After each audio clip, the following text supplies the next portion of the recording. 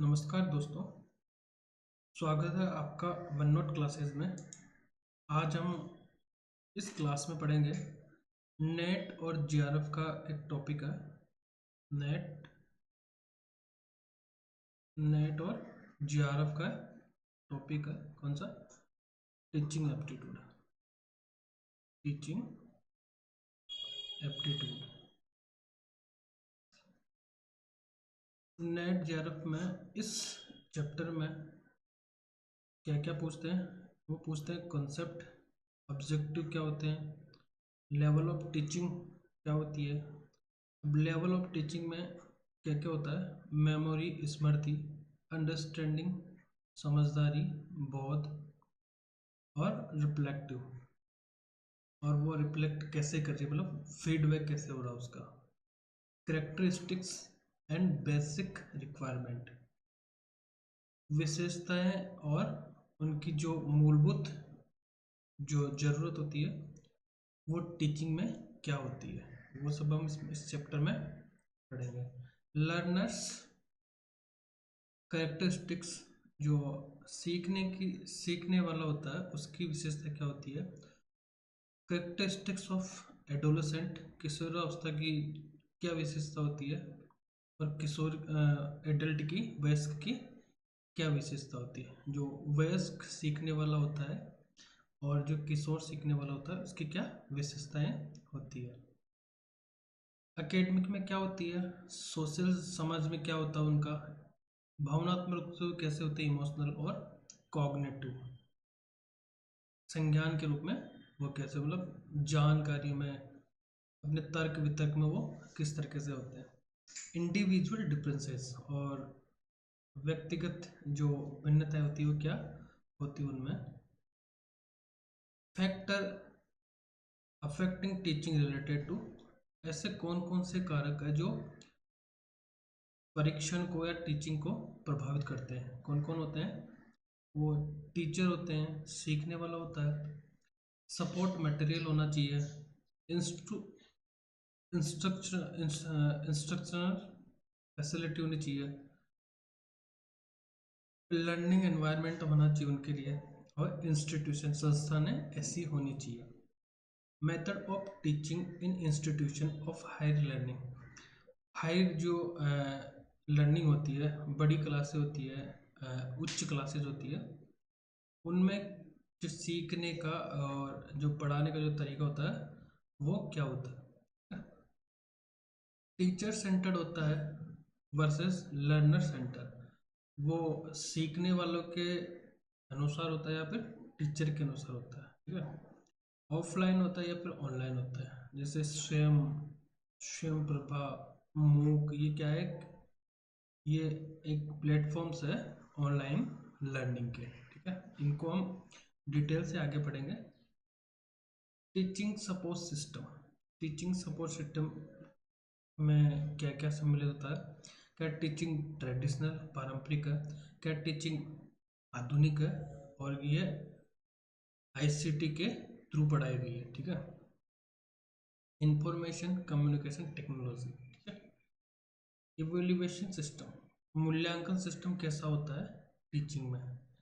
Element and type of evaluation, हम इसमें क्या क्या पढ़ेंगे, कौन कौन से जो मूल्यांकन के तत्व है और कौन कौन से प्रकार है। ठीक है।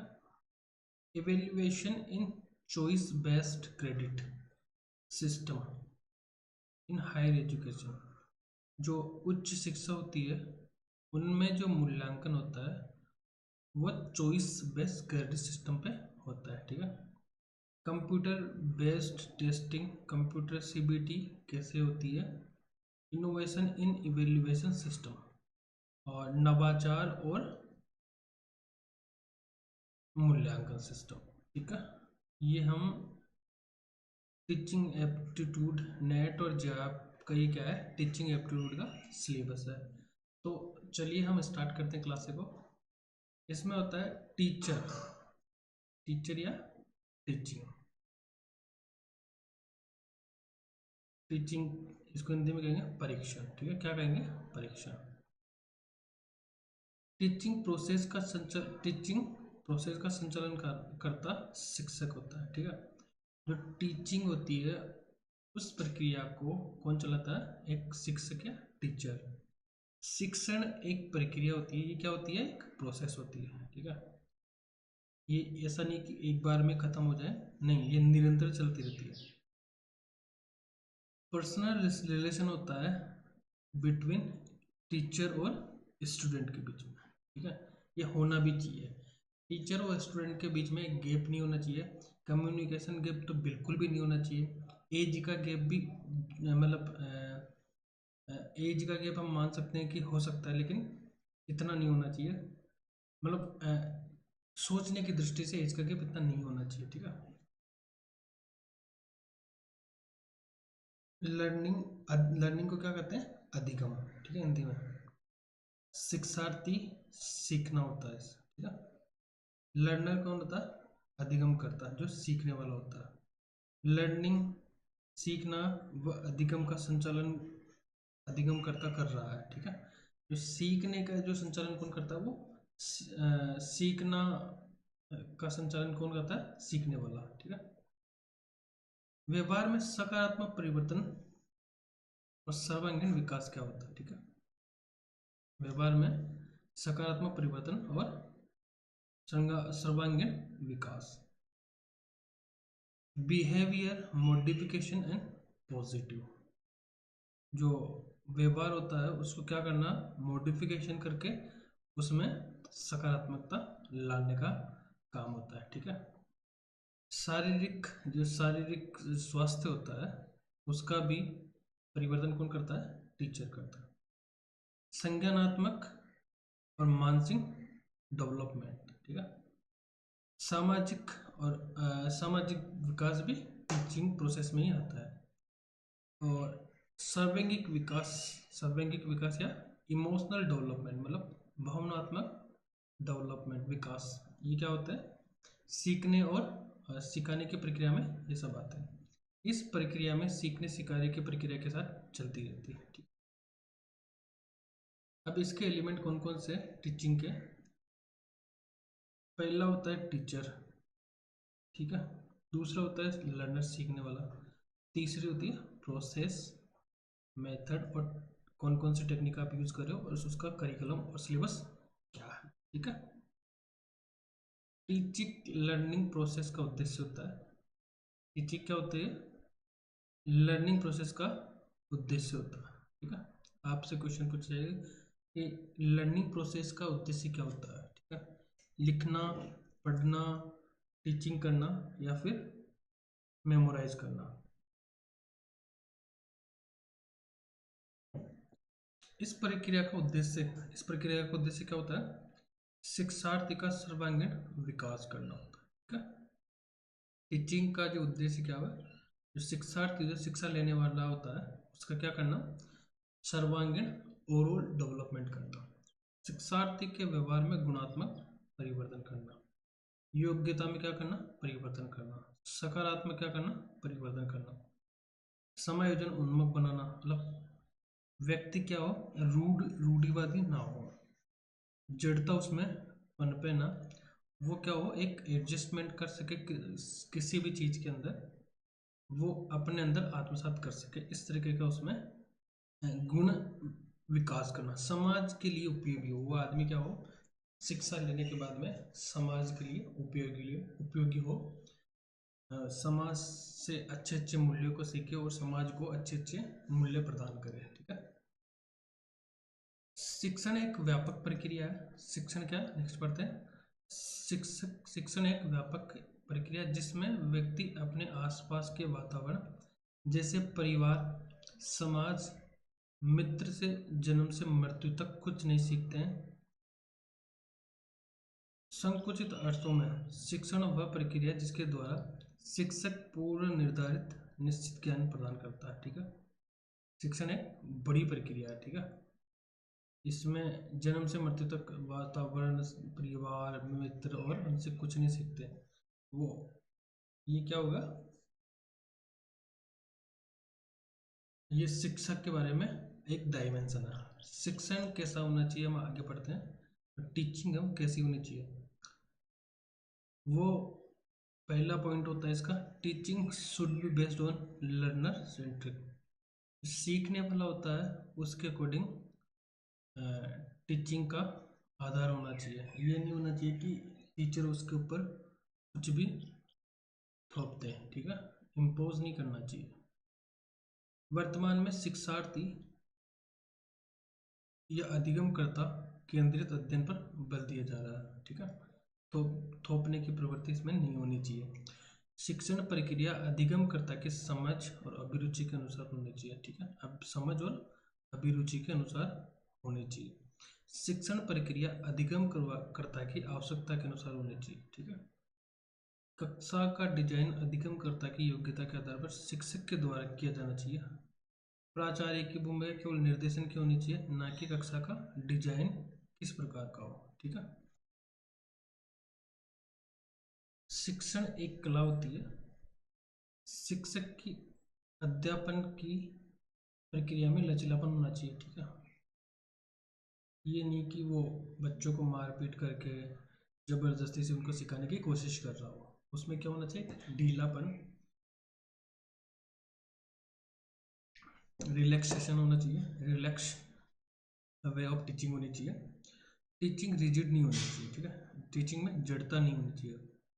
अधिगमकर्ता के अनुसार आपको पढ़ाना चाहिए। टीचिंग और लर्निंग का संचालन एक साथ होता है, ठीक है। ये नहीं कि जैसे कि पढ़ा, जैसे ये होता है कि मैं अभी वीडियो रिकॉर्ड कर रहा हूँ और आप पढ़ कभी भी रहे हो, ठीक है।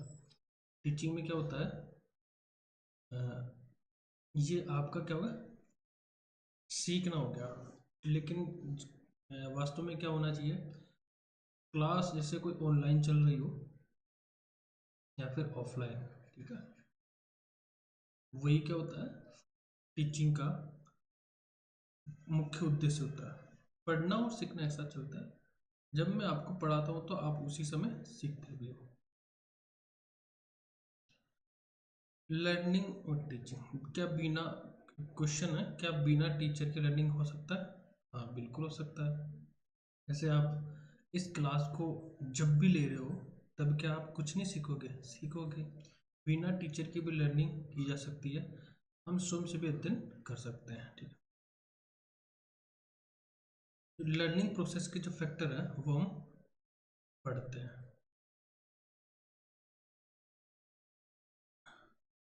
पहला आता है उद्दीपन, स्टिमुलस इसको बोलते हैं, स्टिमुलस बोलते हैं।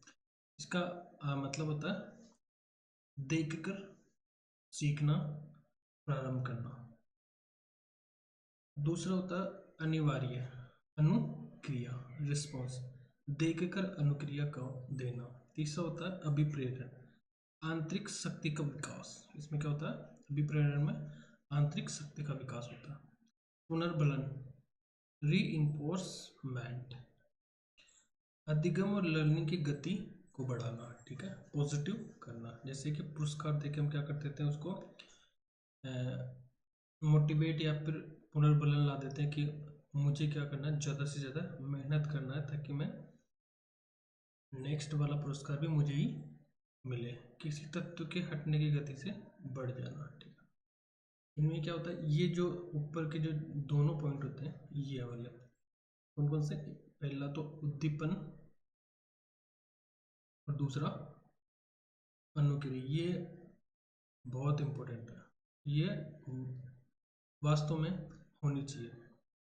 मतलब व्यक्ति को या बच्चे को जो शिक्षार्थी है, अधिगम करता है, उनमें स्टिमुलस तो होना ही चाहिए, ठीक है, उनको प्रेरित करने की, उनमें एक जागरूकता लाने की, तैयार करने की, उनको तैयार करने की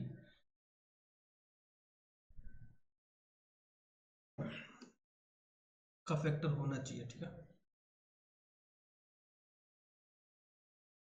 शिक्षण का मूल अर्थ शिक्षा प्रदान करना, शिक्षण का मूल अर्थ क्या है? इस शब्द की उत्पत्ति शिक्ष से हुई, जिसका अर्थ होता है ज्ञान प्राप्त करना। यूनेस्को द्वारा डेलोर कमीशन ने 1996 में अपनी रिपोर्ट में शिक्षा के द्वारा शिक्षार्थियों में मानवाधिकार, सामाजिक उत्तरदायित्व, सामाजिक समानता, लोकतांत्रिक भागीदारी, सहिष्णुता, सहकारी भावना, रचनात्मकता, पर्यावरण के प्रति संवेदनशीलता, शांति, अहिंसा, प्रेम आदि मूल्य विकसित करने पर बल दिया जाना चाहिए। ठीक है, डेलोर कमीशन ने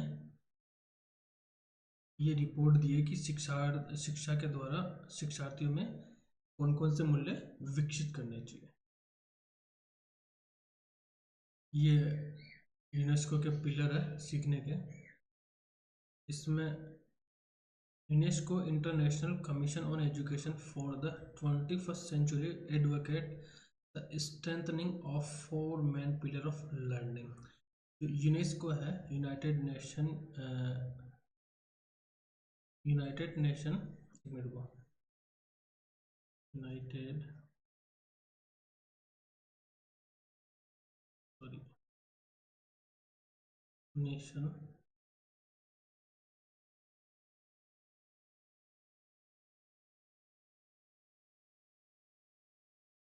इकोनॉमिक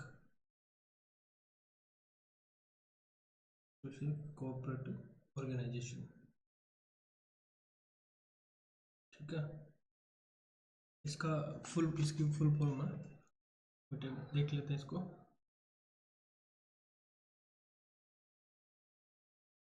गलत नहीं होना चाहिए।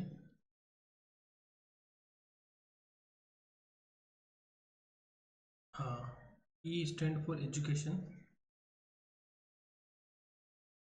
और एस स्टैंड फॉर साइंटिफिक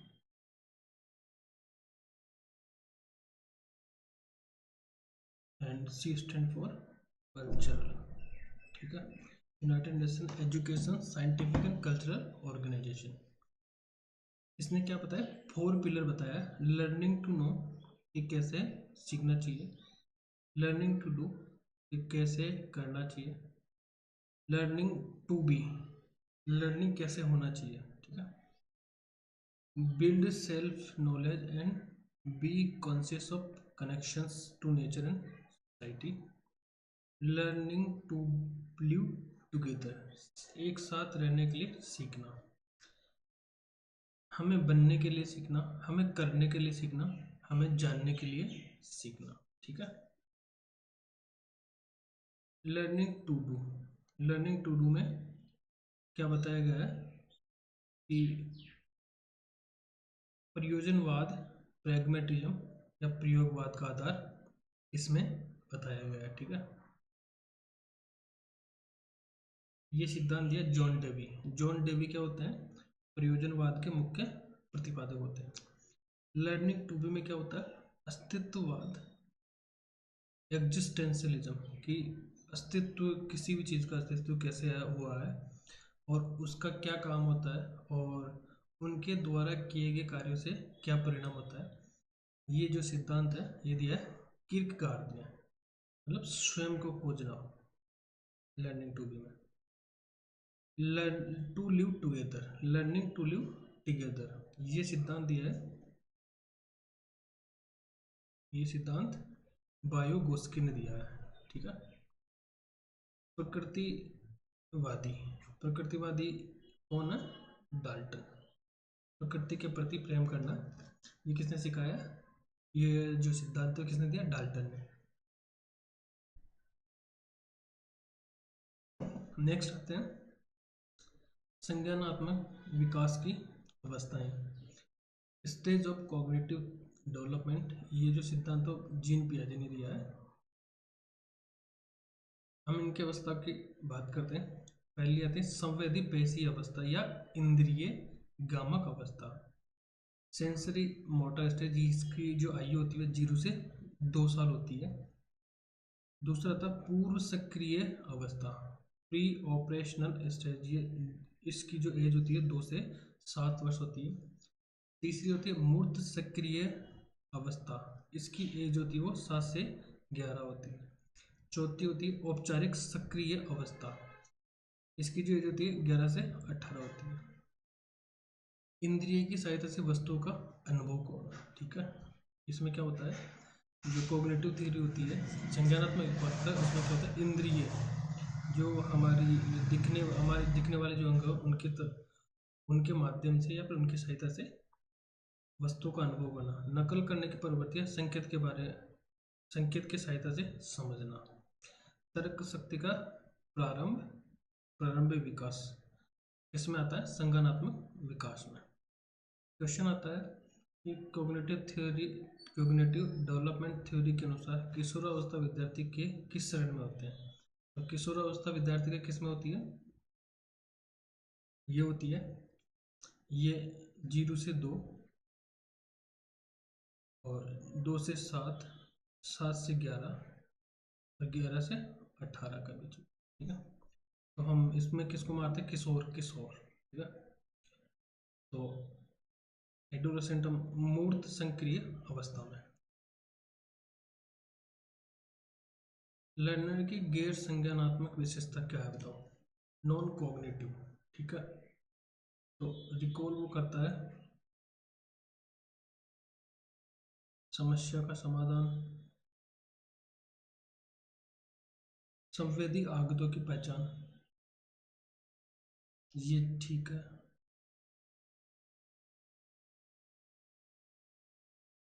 ये सत्य में विश्वास, सत्य में, ये भी सीधे समस्या का समाधान, ये इसका आंसर होगा, ठीक है। ये तीनों इसका आंसर नहीं होगा, समस्या का समाधान करना गैर संज्ञानात्मक विशेषता में आता है। अधिगम करता है कि सामाजिक विशेषता क्या होती है, वो होती है संवेदी प्रत्यक्षीकरण की शक्ति होती है उनमें, सोचने समझने सेंसर करने की, संश्लेषणात्मक कल्पना शक्ति होती है, वो एनालिटिकल सोच पाते हैं, स्वयं को दूसरे के साथ संबंध करने की शक्ति होती है और चिंतन की क्षमता होती है उनमें। अधिगमकर्ता की ये 4 सामाजिक विशेषता होती है। टीचिंग टाइप, टीचिंग के कौन कौन से प्रकार होते हैं। पहला है फॉर्मल टीचिंग, नॉन फॉर्मल और इनफॉर्मल।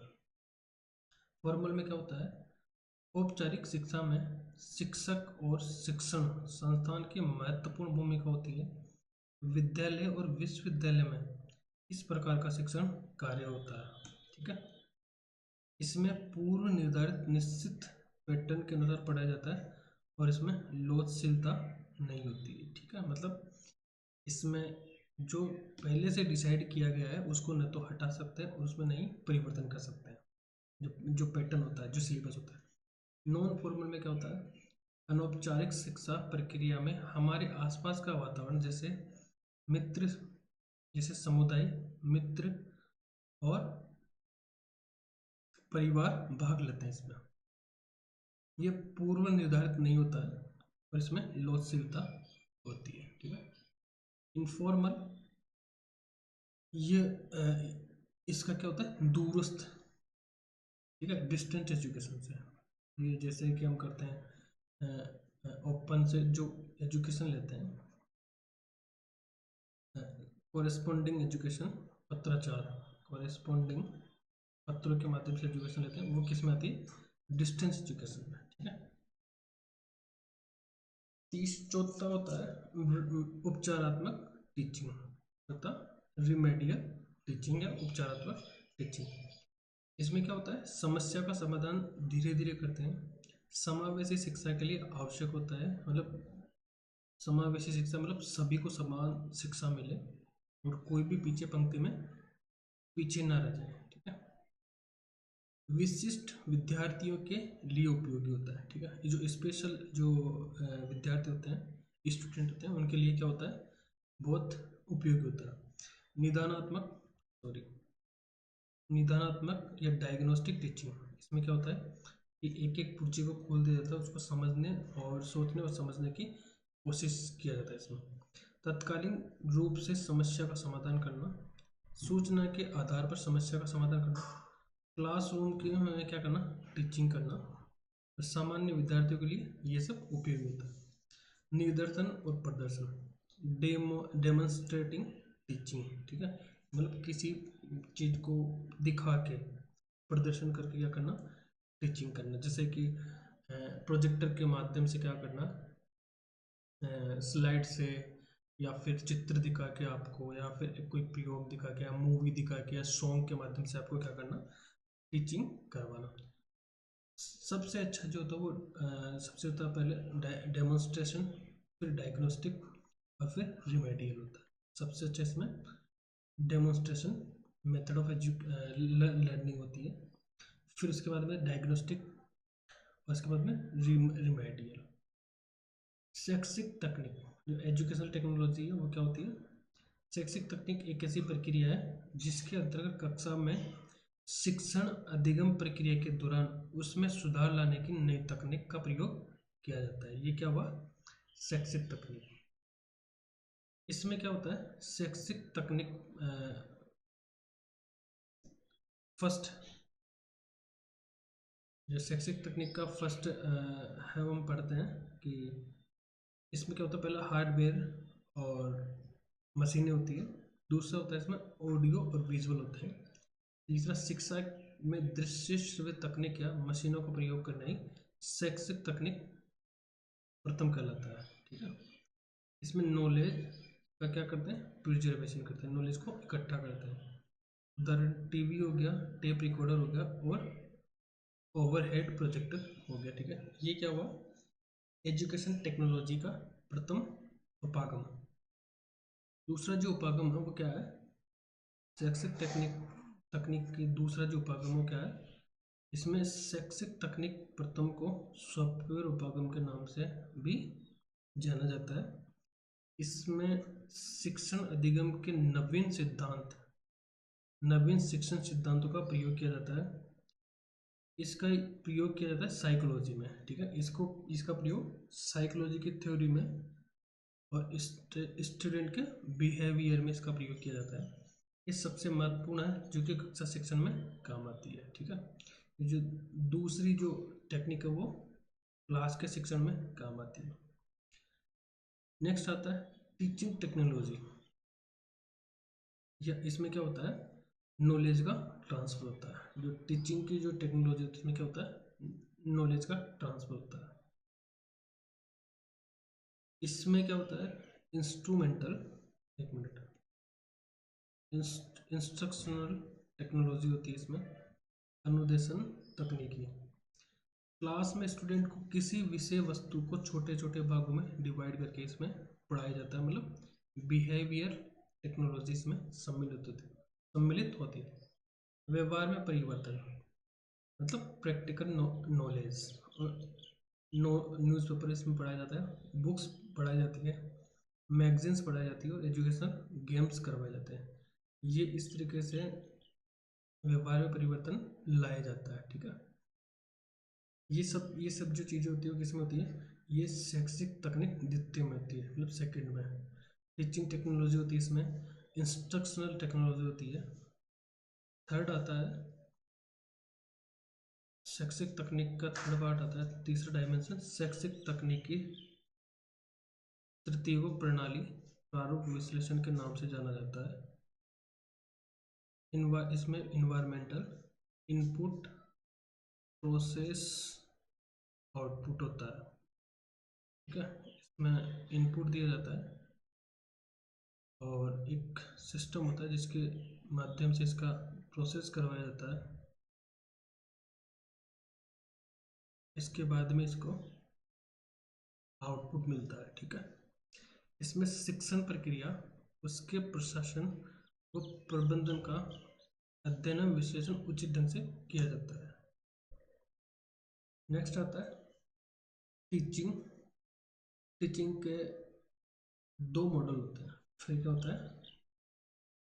पहला मॉडल कौन सा होता है? पहला मॉडल कौन सा होता है? पेडागोजी अप्रोच, और दूसरा होता है एंड्रागोजिकल अप्रोच, जो क्या होता है? लर्नर सेंट्रिक होती है। ठीक है। इनमें डिफरेंसेस क्या होते हैं? अधिगम के स्तर पर व्यक्तिक भिन्नता। ठीक है। अधिगम के स्तर पर, सीखने के स्तर पर व्यक्तिक पर्सनल भिन्नता क्या क्या होती है? आनुवंशिक कारक होते हैं, व्यक्तिगत कारक और आंतरिक कारक। सीखने की शैली होती है, आईक्यू होता है, उसमें एटीट्यूड होता है, और घटनाओं को देखने का नजरिया होता है। योग्यताओं के माध्यम से भी उनमें स्टूडेंट सीखने वाले में भिन्नता होती है। अध्ययन में रुचि और शारीरिक मानसिक योग्यता। वातावरण, आर्थिक और राजनीतिक स्थिति, सामाजिक संस्कृति, धर्म, भाषा और लैंगिकता के अकॉर्डिंग क्या होता है, इसमें डिफरेंसेस होता है सीखने में। एक शिक्षक को इस बात का ध्यान रखना चाहिए कि क्लास में सभी अधिगमकर्ताओं में अधिगम के स्तर पर विभिन्न व्यक्तिगत भिन्नता होती है। सभी के साथ एक समान व्यवहार नहीं किया जा सकता। शिक्षक भाषा, संस्कृति, सामाजिक और आर्थिक आधारों पर किसी भी शिक्षार्थी के साथ असमान व्यवहार नहीं करें। ठीक है, ये ध्यान रखना चाहिए टीचर को। कक्षा में विभिन्नता होती है, इसलिए शिक्षक को अलग अलग शिक्षक विधियों के द्वारा पढ़ाया जाना चाहिए। यदि क्लास में विभिन्नता है तो इसके कुछ फायदे भी होते हैं। क्लास में विद्यार्थियों को यह अवसर मिलता है कि वे एक साथ सभी के अलग अलग विचारों से अवगत हो जाते हैं।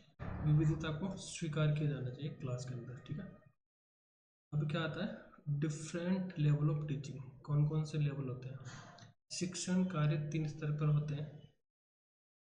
पहला होता है स्मृति के स्टेज पे। ठीक है, पहला क्या होता है, चिंतन के स्टेज पे। ठीक है, इसमें क्या होता है, थॉटलेस टीचिंग होती है, मतलब विचार नहीं किया जाता इसमें। ठीक है, हाँ, ओनली फैक्ट पढ़ाया जाता है और इंफॉर्मेशन दी जाती है। इसमें लर्निंग का ज़्यादा कॉन्सेप्ट नहीं होता है। ठीक है, स्मृति का। दूसरा हो गया, और जो ये सिद्धांत, मेमोरी का सिद्धांत, वो किसने दिया? हर्बर्ट ने दिया। ये वाला सिद्धांत हर्बर्ट ने दिया। दूसरे जो सिद्धांत आता है, दूसरा स्तर आता है, वो अंडरस्टैंडिंग लेवल का होता है। ये दिया है मॉरिसन ने। अंडरस्टैंडिंग, समझ का जो स्तर होता है, उसका सिद्धांत किसने दिया? मॉरिस ने। इसमें विभिन्न तथ्यों का एक साथ जोड़कर विषय को समझाना, मतलब कई सारे जो डायमेंशन होते हैं उनको एक जगह करना, और उसको जो अलग अलग डायमेंशन है उनको विद्यार्थी के मानसिक या फिर मन में विश्लेषण करके उनको समझाना। ठीक है, ये अंडरस्टैंडिंग लेवल होता है, वो कब होता है? बाल्यावस्था में। ठीक है, कब होता है? बाल्यावस्था में। और जो मेमोरी का होता है वो शिशुअवस्था में होता है। थर्ड होता है रिफ्लेक्टिव लेवल, मतलब चिंतन का स्तर। ये दिया है हंटर ने। ठीक है, ओपन क्लास होता है, ओपन एनवायरनमेंट होता है, प्रॉब्लम सॉल्विंग होता है, और इसमें क्वेश्चन किए जाते हैं ज़्यादा से ज़्यादा, आइडियाज आते हैं। मल्टी सेंसरी इसमें तकनीक यूज की जाती है, मतलब अलग अलग मटेरियल होते हैं उनको समझने और समझाने का कोशिश किया जाता है। और ये एनालिसिस करवाया जाता है इसमें किशोरावस्था को, और ये जो लेवल होता है वो किशोरावस्था में आता है। सृजन स्तर क्या होता है? सृजन स्तर होता है नए विचारों का आना। ठीक है, हमने ये पढ़ा है कि ये टीचिंग के कौन कौन से स्तर हैं। इसमें हमने टीचिंग के विभिन्न स्तर को पढ़ा है। टीचिंग के 3 स्तर होते हैं। ठीक है, टीचिंग के 3 स्तर। नेक्स्ट आते हैं अपन, इंटेलेक्चुअल एक्टिविटी क्या होती है? शिक्षण एक बौद्धिक गतिविधि है। नेक्स्ट आते हैं बंडूरा, सामाजिक अधिगम का सिद्धांत दिया बंडूरा ने, Albert Bandura. Social learning theory, इसमें क्या होता है, जैसा वातावरण वैसा व्यक्ति हो जाता है। समाज को देखकर अपने व्यवहार में परिवर्तन लाता है। इसमें क्या होता है, शिक्षण एक प्रक्रिया है जिसमें शिक्षक के द्वारा विद्यार्थियों में अपेक्षित व्यवहार लाने का प्रयास किया जाता है। ठीक है, teaching is a profession. Skill development होता है, इसमें प्रॉब्लम सॉल्विंग होता है, सीखने की योग्यता को बढ़ाते हैं। Teaching is science as well as an art. Teaching क्या है? साइंस के साथ साथ एक कला भी है। ठीक है, शिक्षार्थियों के जीवन की वास्तविक परिस्थितियों को के लिए तैयार करना। ठीक है, सोसाइटी क्या होती है? Providing a good human. Society को अच्छे व्यक्ति प्रोवाइड करवाती है। Objective orientation. ऑब्जेक्टिव ओरिएंटेशन क्या होता है? उद्देश्य परक ज्ञान, ज्ञान में वृद्धि होती है। शिक्षार्थी एवं शिक्षक के बीच अंतःक्रिया होती है। टू वे कम्युनिकेशन होता है, जैसे शिक्षक उन विद्यार्थियों को क्या करता है? पढ़ाता, और विद्यार्थी उनको क्वेश्चन पूछता है। ठीक है, टू वे कम्युनिकेशन होता है। मल्टी डायमेंशनल होता है, बहुआयाम होता है इसमें। ये एक सतत रूप से चलने वाली प्रक्रिया है। इसमें इंटीग्रेशन होना चाहिए। इसमें ये ना हो कि अलग अलग माध्यम से, अलग अलग तरीकों से, अलग अलग इंस्टीट्यूशन, मतलब कुछ भी मेल नहीं खा रहा हो। इसमें क्या होना चाहिए? एक एकीकरण होना चाहिए। जो प्रक्रिया होती है इसमें पूरी तरह से चीज़ों को एक जगह लाके व्यक्ति के सामने रखना चाहिए, वातावरण के साथ समायोजन रखना चाहिए। फ्लेक्सिबल समाज के साथ शिक्षण की सफलता शिक्षार्थियों के समय सक्रिय भागीदारी पर निर्भर करती है। ट्रांसफर ऑफ नॉलेज, ज्ञान को सीखना होता है। कोऑपरेटिव एनवायरनमेंट क्या होता है? प्रभाव, ये क्या होता है? एक प्रभावी शिक्षण होता है। सब्जेक्ट नॉलेज होता है इसमें। ठीक है, टीचर अपडेट नॉलेज होता है। इसमें शिक्षार्थी को इस योग्य बनाना कि समाज वातावरण परिस्थितियों के साथ समायोजित हो सके। जो स्टूडेंट होता है उसको इस तरीके से बनाया जाता है कि वो समायोजित हो सकते हैं समाज में, वातावरण में और परिस्थितियों के साथ। टीचिंग जो होती है वो सेल्फ एक्सपेक्टेशन और मोटिवेटेड होनी चाहिए। ठीक है, टीचिंग में फीडबैक के द्वारा टीचिंग को बेहतर बनाया जाता है, बेहतर बनाया जा सकता है। अफेक्टिंग टीचिंग क्या होती है? मतलब प्रभावी टीचिंग के किसको कहेंगे? टीचिंग स्किल, इसमें टीचिंग की कुशलता हो, क्लासरूम में एनवायरनमेंट बना रहो, टीचर में एक्सपीरियंस होना चाहिए, administration policy of education institution, मतलब प्रशासनिक जो नीतियाँ होती है वो शिक्षा के संस्थान में होनी चाहिए। सब्जेक्ट का नॉलेज होना चाहिए। इकोनॉमिक फैक्टर भी इसमें काम करता है। एजुकेशनल क्वालिफिकेशन होनी चाहिए। तो ये क्या हुआ? अफेक्टिंग टीचिंग की ये पार्ट है। नेक्स्ट आते हैं डिफरेंट फेज और स्टेजेस ऑफ टीचिंग के क्या क्या फेज होते हैं। टीचिंग के 3 फेज होते हैं। प्री एक्टिव फेज, जिसमें क्या होता है? प्लानिंग किया जाता है। दूसरा होता है इंटरेक्टिव, उसमें क्या होता है? इम्प्लीमेंट किया जाता है। तीसरा पोस्ट एक्टिव फेज में इवोल्यूशन किया जाता है। क्या होता है? सबसे पहले ये योजना बनाई जाती है। क्या होता है? योजना बनाई जाती है कि क्या क्या पढ़ाना और कौन कौन सी चीज़ें सम्मिलित करना।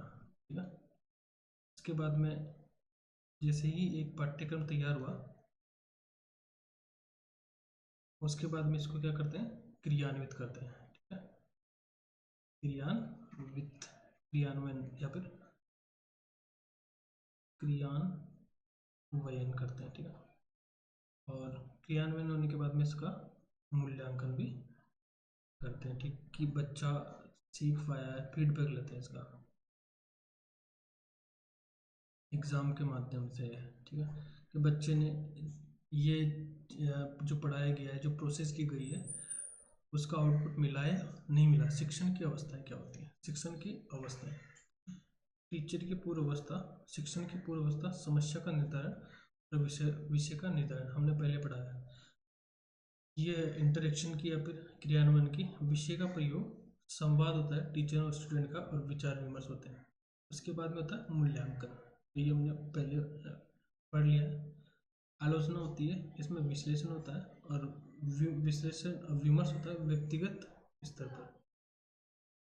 क्लासिफिकेशन किया है ब्लूम में। ठीक है, ब्लूम की classification of teaching and instrumental objective. इसमें जो पहला था वो कॉग्निटिव या संज्ञानात्मक डोमेन था। मस्तिष्क का प्रयोग करके सीखना, दिमाग का प्रयोग करके सीखना, नॉलेज प्राप्त करना, मानसिक चिंतन या फिर माइंड का प्रयोग करना, बुद्धि का प्रयोग करना। ठीक है, इसमें क्या होता है? ज्ञान प्राप्त करते हैं संज्ञानात्मक में, बोध कॉम्प्रेंस समझने की क्षमता को डेवलप करते हैं, उपयोग और अनुप्रयोग भावनात्मक ज्ञान को मूर्त या व्यवहारिक रूप से उपयोग में लेना, इसमें विश्लेषण होता है, प्राप्त सूचना को विभाजित किया जाता है, संश्लेषण होता है, घटकों को क्या करते हैं समावेशित करते हैं, और समग्र सोच को विकसित करते हैं संश्लेषण में, बाद में मूल्यांकन होता है। दूसरा होता है अफेक्टिव डोमेन, ये भावनात्मक होती है, भावात्मक छात्रों के मनोभावों को समझना होता है, इसमें फील करके सिखाना होता है, समाज के एटीट्यूड से समझना होता है, भावनाओं से संबंधित होता है, ये सबसे महत्वपूर्ण होता है। ठीक है, और इसमें हार्ट से संबंधित होता है ये। ठीक है, इसमें क्या होता है आग्रहण होता है, सुनने की इच्छा, प्रतिक्रिया होती है, सहभागिता की इच्छा, तीसरा आकलन होता है, जो हम सीख रहे हैं उसका क्या महत्व है, ऑर्गेनाइज करना, तथ्यों को क्या करना ऑर्गेनाइज करना, एक जगह रखना, निरूपण करना, फैक्ट फैक्ट और एक्सप्लेन, फैक्ट को क्या करना एक्सप्लेन करना।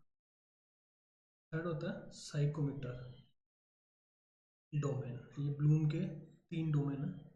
इसमें क्या होता है मनो संचलित होता है, इसमें स्किल सीखना होता है, क्रिया करके सीखना होता है, टीचर तीनों को विकसित करना होता है। ठीक है, लर्निंग में हमें ये सब सीखना होता है और ये हाथों के द्वारा होता है। इसमें प्रतिरूपता होती है, शिक्षार्थी के कौशल को यथारूप में अपनाने का प्रयास किया जाता है, किसमें साइको मोटर डोमेन में। इसमें कार्य साधन या हस्त कौशल, एक शिक्षार्थी मशीनरी उपकरण आदि के साथ प्रयोग करने पर आत्मविश्वास बढ़े। थर्ड होता है परिशुद्धता प्रिसीजन, एक ही कार्य को बार बार करने से उसमें सुधार और शुद्धता आती है। स्पष्ट विभक्ति, तथ्यों की व्याख्या करना, इसमें क्या करता है तथ्यों की व्याख्या किया जाता है। प्रकृतिकरण,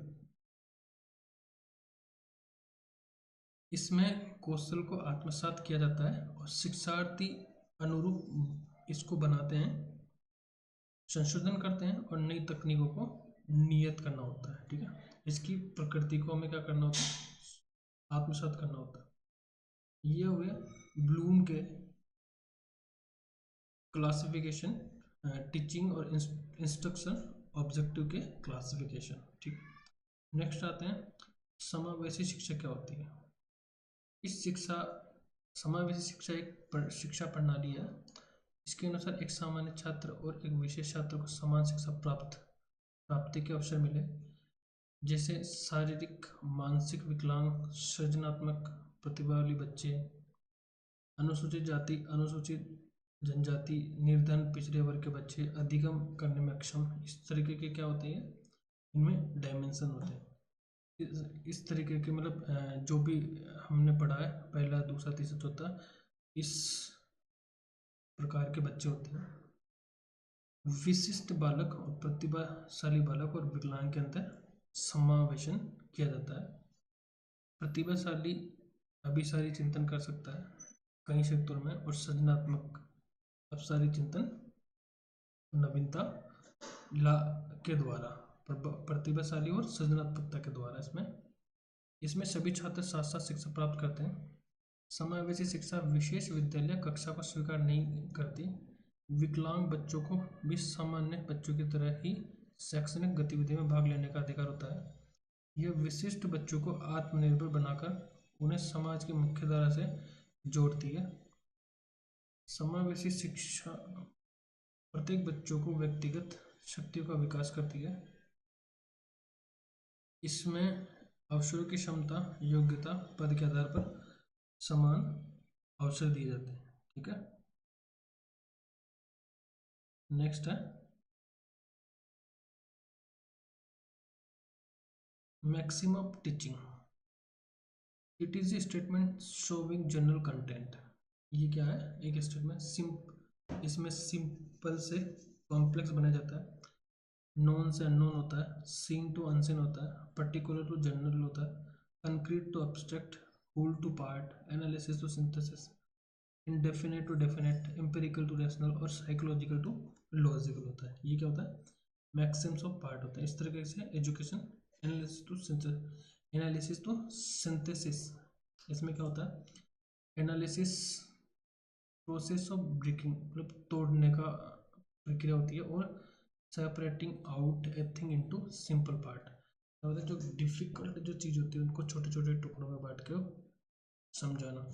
सिंथेसिस होता है, जिस का अपोजिट होता है कि जो छोटे छोटे टुकड़े होते हैं उनको जोड़ के एक कंबाइन कंसेप्ट तैयार किया जाता है। ठीक है। शिक्षण प्रक्रिया को अच्छा बनाना, शिक्षण के सिद्धांत का प्रयोग। पहला है कौन सा, उपयोगिता का सिद्धांत, विद्यार्थी के लिए उपयोगी होता है। दूसरा विभाजन का सिद्धांत, अधिगम को सरल बनाने हेतु विषय को इकाइयों में विभाजित किया जाना चाहिए और इकाइयों के बीच में यथासंभव समन्वय स्थापित किया जाना चाहिए। ठीक है, ये विभाजन का सिद्धांत हुआ। संशोधन का सिद्धांत क्या है, शिक्षण को अधिक स्थायी बनाने के लिए अर्जित ज्ञान को तुरंत और बार बार संशोधित किया जाना चाहिए। सर्जन को सर्जन और पुनर्सर्जन का सिद्धांत, डेमोक्रेसी, निर्णय निर्माण प्रक्रिया में श्रेणी के शामिल होना जरूरी होता है। मनोरंजन का सिद्धांत, अलग अलग तरीके से पढ़ाना चाहिए। आवश्यकता का सिद्धांत, छात्रों की आवश्यकता अनुसार पढ़ाना चाहिए। अभ्यास का सिद्धांत, छात्रों को बार बार अभ्यास करवाना चाहिए। प्रेरणा का सिद्धांत, ये छात्रों के बीच नई बातें जानने की जिज्ञासा पैदा करना। गतिविधि का सिद्धांत, करके सिखाना बच्चों को। रुचि का सिद्धांत, शिक्षार्थी और समुदाय के बीच वास्तविक रुचि पैदा करके शिक्षा करवानी चाहिए। संचार प्रौद्योगिकी का सिद्धांत, शिक्षा प्रक्रिया में इंफॉर्मेशन कम्युनिकेशन टेक्नोलॉजी का उपयोग करना। जोड़ने के साथ, जीवन के साथ जोड़ने का सिद्धांत, जीवन एक निरंतर अनुभव है और शिक्षण अधिक स्थायी रूप से जीवन के साथ जुड़ा हुआ होना चाहिए। निश्चित उद्देश्य का सिद्धांत, ये सिद्धांत शिक्षण संसाधनों के अनुकूलतम उपयोग और सीखने पर अधिक ध्यान केंद्रित करता है। विषय को पढ़ाने का उद्देश्य, व्यक्तिगत मतभेदों को पहचानने का सिद्धांत। चयन का सिद्धांत, विषय वस्तु का चयन विद्यार्थी द्वारा करना चाहिए। योजना नियोजन का सिद्धांत, शिक्षण संसाधनों का उपयोग अनुकूलतम बनाना। प्रत्येक संसाधन का सही प्रयोग, टीचर जैसी योग्यता वैसा काम दिया जाना चाहिए। टीचर को जैसी योग्यता बच्चों में वैसा ही काम। अभिप्रेरणा मोटिवेशन का सिद्धांत।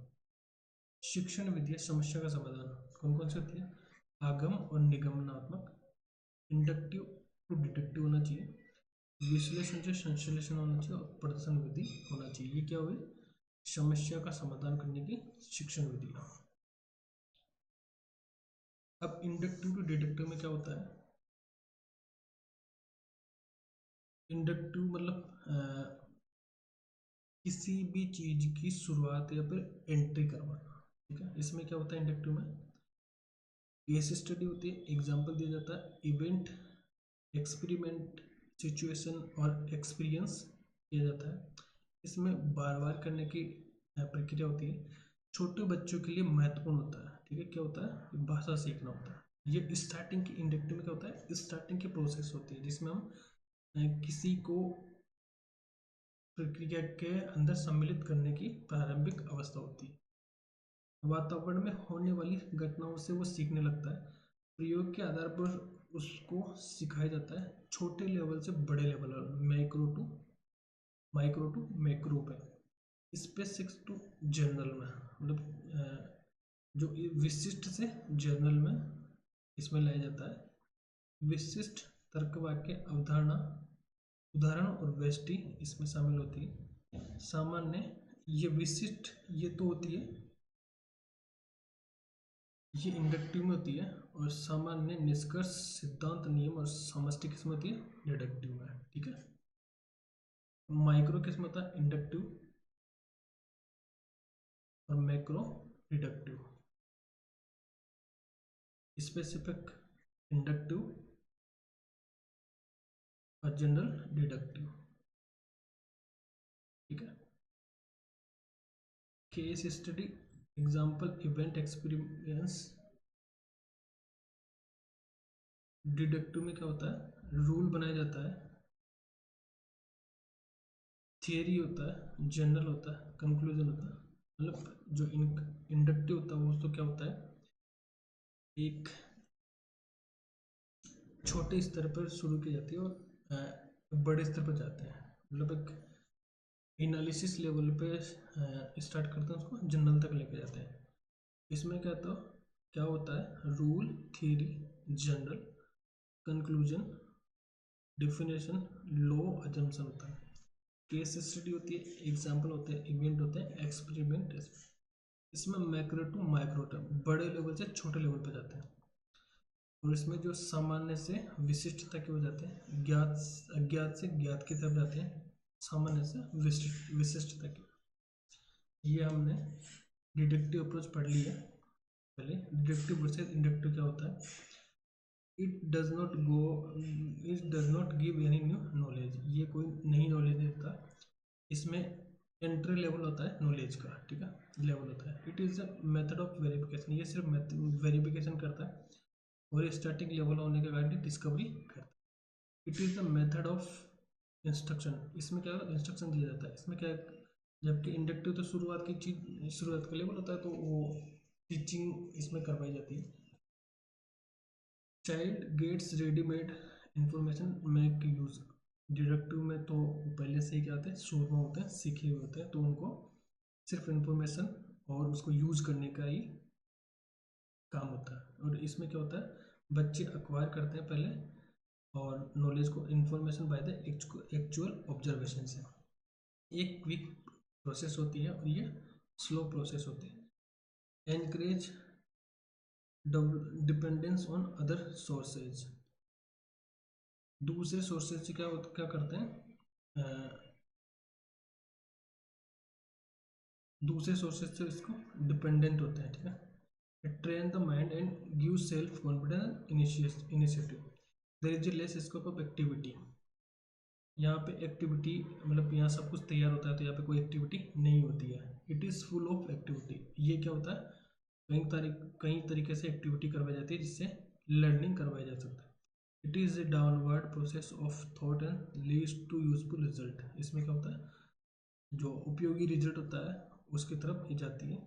It is an upward process of thought and leads to principle, और ये प्रिंसिपल की तरफ जाती है। व्याख्यान विधि क्या होती है, किसी भी पाठ्य वस्तु को मौखिक रूप से पढ़ाना उच्च स्तर की कक्षाओं के लिए उपयोगी होता है, सैद्धांतिक ज्ञान को प्राप्त करने में मदद करता है, तथ्यों का विस्तार किया जाना चाहिए, शिक्षित केंद्रित होता है। इसमें पहले मेमोरी आती है, फिर कॉम्प्रिहेंशन आता है और फिर थॉट आता है, ठीक है। इसमें पहला आता है तैयारी, प्रिपरेशन, फिर प्रस्तुति करना और फिर बाद में मूल्यांकन होता है। शिक्षक के लिए सरल, संक्षिप्त और आकर्षक होता है। शिक्षक की इसमें सीमाएं होती है, इस विधि में छात्र निष्क्रिय श्रोता हो सकते हैं।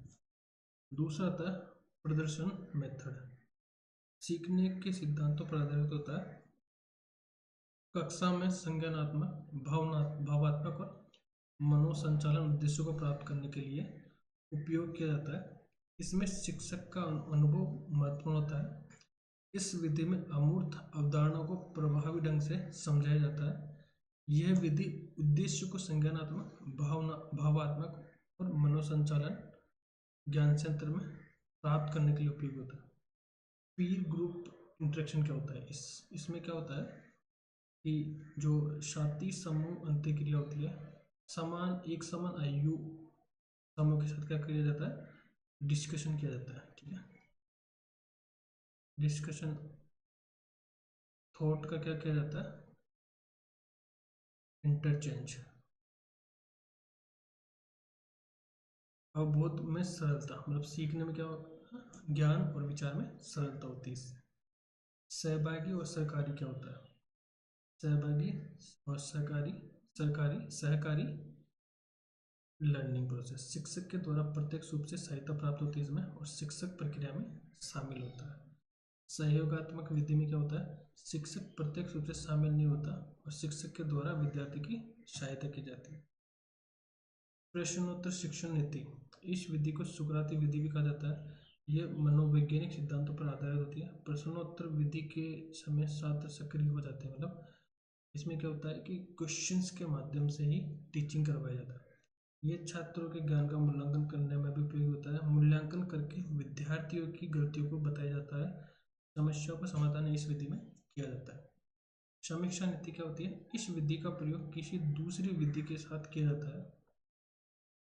सबसे पहले जैसे व्याख्यान विधि, चर्चा विधि और समूह शिक्षण का प्रयोग किया जाता है। रिव्यू स्ट्रेटेजी इसमें होती है। इससे शिक्षक को कक्षा शिक्षण की प्रगति का पता चलता है, क्या हो चुका है, कितना पाठ्यक्रम शेष है और शिक्षण में क्या क्या त्रुटियां है, शिक्षण विधि में क्या सुधार वांछित है। ये सब चीजें इसमें सम्मिलित की जाती है। शिक्षण समूह शिक्षण पद्धति। इस शिक्षण समूह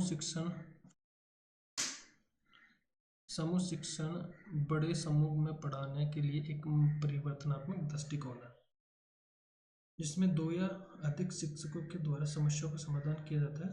जैसे 2 या 3 शिक्षक कक्षा में एक ही समय में अपने अपने विषयों का ज्ञान प्रदान करते हैं। सभी शिक्षक विशेषज्ञ होते हैं। ठीक है।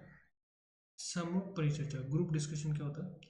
शिक्षक एक और विद्यार्थी अनेक होते हैं। एक शिक्षक और अनेक विद्यार्थियों के बीच में होता है। स्वतंत्रतापूर्ण विचारों का आदान प्रदान होता है डिस्कशन में। इसमें समूह के सभी सदस्यों की सहभागिता होती है।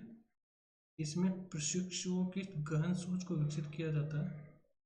बज सेक्शन होता है। बज सेक्शन का मतलब होता है ये शॉर्ट पार्टिसिपेशन, छोटा सेक्शन होता है, मतलब छोटे ड्यूरेशन में पार्टिसिपेशन सेक्शन होता है। Deliberative built into the lecture और large group exercise in order to stimulate discussion and provide student feedback. कहने का मतलब होता है कि बीच बीच में जो कोई ऐसा डिस्कशन आ जाता है जिसको क्या करते हैं, ये एक्सरसाइज करते हैं इसमें। ठीक है। बज इस चीज को क्या करते हैं? बज वार्तालाप। समूह वार्तालाप का रूपांतरण, जिसमें छोटे छोटे समूह के साथ लघु संक्षिप्त संरचित उद्देश्यपूर्ण चर्चा सत्र होता है, जिसका निष्कर्ष पूरी कक्षा के सामने प्रस्तुत किया जाता है और उस पर प्रश्न उत्तर सत्र होता है। ठीक है। टेलीविजन या वीडियो प्रस्तुति, प्रस्तुतिकरण विधि होती है। शिक्षण समस्या का समाधान, चित्रमय व्याख्यान होता है और प्रदर्शन होता है। स्लाइडों के माध्यम से इसको सीखा जाता है, मॉडल नमूनों के द्वारा। यह विधि भूगोल, खगोल विज्ञान आदि विषयों के लिए विशेष रूप से उपयोगी होती है। पैनल डिस्कशन क्या होता है?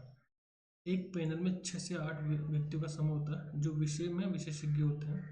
किसी विषय के विभिन्न पहलुओं पर चर्चा करना होता है। इसमें शिक्षक को स्वयं भी विषय पर चर्चा के लिए तैयार होना चाहिए। इसमें शिक्षार्थियों के साथ निर्देशित और अनौपचारिक विचार विमर्श किया जाता है। अनुमानी खोज और अन्वेषण विधि, ह्यूरिस्टिक मेथड। मैं स्वयं खोज सकता हूँ, स्वयं ज्ञान विकसित कर सकता हूँ। रिफ्लेक्टिव लेवल, चिंतन स्तर का अधिगम होता है ये। ठीक है। प्रोफेसर एडवर्ड आर्मस्ट्रॉन्ग के द्वारा प्रतिपादित किया था। एडवर्ड आर्मस्ट्रॉन्ग ने इसको प्रतिपादित। ये स्टूडेंट केंद्रित विधि है। इसमें क्या होता है? तथ्यों को खोजा जाता है और तथ्यों को खोज कर समस्या का समाधान किया जाता है। मूल्यांकन भी इसमें स्वयं के द्वारा होता है।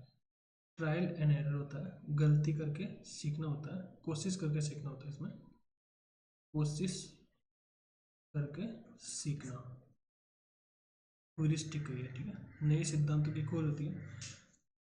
डेवलप, विकसित होता है। पावर ऑफ ऑब्जर्वेशन का पावर क्या होता है? इसमें डेवलप होता है। परियोजना मेथड, ये जॉन डीवी ने दिया है। जॉन डीवी के शिष्य किलपैट्रिक इस विधि के मुख्य प्रस्तावक है। प्रैग्मेटिज्म होता है इसमें। इसमें क्या होता है? प्रैग्मेटिज्म, जो करके सीखना होता है। नवीन तकनीक का प्रयोग किया जाता है। परियोजना वह क्रिया है जिसमें पूर्ण सहभागिता के साथ सामाजिक वातावरण में लक्ष्य प्राप्त किया जाता है। फिक्स पैटर्न होता है।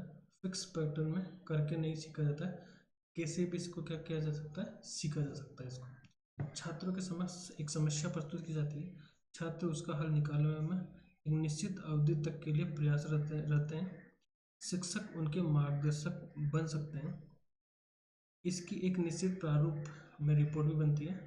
छात्र की भूमिका अधिक होती है।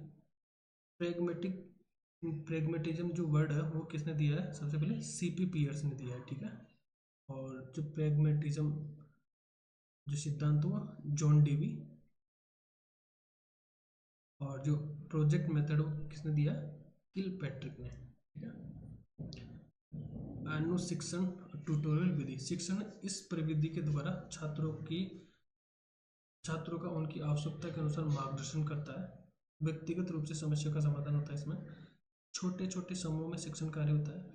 इस विधि के द्वारा शिक्षण अधिगम प्रक्रिया पर बेहतर नियंत्रण किया जा सकता है। ब्रेन स्टॉर्मिंग मेथड, विचार मंथन विप्लव विधि, इस ये ओसबर्न के द्वारा तकनीक विकसित की गई है। रचनात्मक मौलिक विद्यार्थियों के लिए प्रयोग किया जाता है। टीचर के द्वारा एक समस्या रखी जाती है, सभी विद्यार्थी इसके बारे में अपने अपने विचार देते हैं। शिक्षक सभी विचारों को श्याम पट पर लिखता जाता है, सभी विचारों का मूल्यांकन करते हैं। क्रमशः चर्चा एक ऐसे बिंदु पर आ जाती है कि समस्या का हल निकले। एक समूह में प्रयोग किया जाता है। अब सारी चिंतन होता है, आलोचना नहीं की जा सकती। क्या होता है, आलोचना है। माइंड मैपिंग क्या होता है, माइंड मैपिंग का जो सिद्धांत है वो बुजान ने दिया है।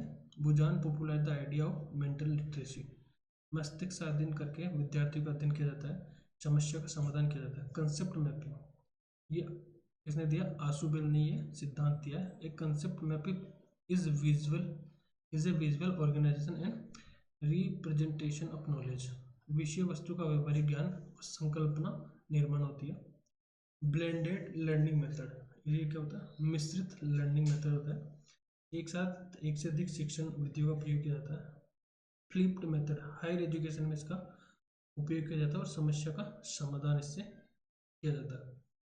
क्रमादेशित निर्देश अभिक्रमित अनुदेशन विधि, प्रोग्राम्ड इंस्ट्रक्शन विधि होते हैं। समस्या का समाधान होता है इसमें भी। इसमें विद्यार्थी प्रत्येक चरण के बाद तुरंत प्रतिपुष्टि प्राप्त कर सकते हैं, फीडबैक प्राप्त कर सकते हैं। इसमें यह शिक्षार्थी की सक्रिय सहभागिता को सुनिश्चित करता है और यह किसी भी विषय के लिए उपयोग किया जा सकता है। वेस्टी और केस अध्ययन क्या होता है, यह एक इकाई का अध्ययन किया जाता है। इसमें गहन अध्ययन होता है। छात्र की समस्या का अध्ययन किया जाता है, छात्र की समस्या का विश्लेषण, गंभीर जांच, तर्क वितर्क इसमें किया जाता है। इस विधि का प्रयोग मुख्यतः मनोविज्ञान, प्रबंधन, जीव विज्ञान, विधिक अध्ययन, समाजशास्त्र, इतिहास आदि विषयों में किया जाता है, ठीक है। असाइनमेंट मेथड, सुपुर्द नियत कार्य या फिर अभिहस्तांकित कार्य, इस विधि का उपयोग विशिष्ट प्रकार की शिक्षा प्रदान करना होता है, जैसे अतिरिक्त जानकारी प्राप्त करना, सर्वेक्षण करना, संख्यात्मक समस्या को सुलझाना। शिक्षक कार्य की योजना तैयार करते हैं और उस कार्य के संदर्भ में जानकारी इकट्ठी करने के लिए छात्रों का मार्गदर्शन करते हैं। समस्या समाधान के लिए छात्र स्वयं प्रयास करता है। यह विधि छात्रों की विश्लेषणात्मक क्षमताओं और समस्या समाधान की क्षमताओं को बढ़ाने में सहायता करती है। पात्रीय अनुकरणीय भूमिका निर्वाह, रोल प्लेइंग, काल्पनिक घटनाओं का नाटकीय रूपांतर होता है इसमें। इससे विद्यार्थी अलग अलग पात्रों की भूमिका अदा करता है।